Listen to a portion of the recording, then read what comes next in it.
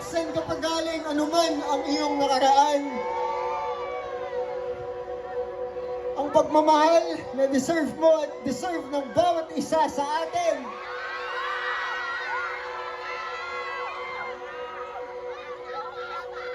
Hindi yung panandalian lang, kung hindi ang isang pagmamahal na pipiliin ka.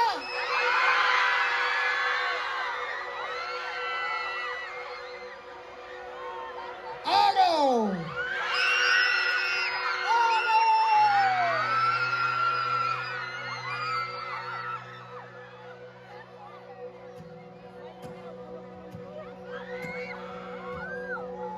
Araw!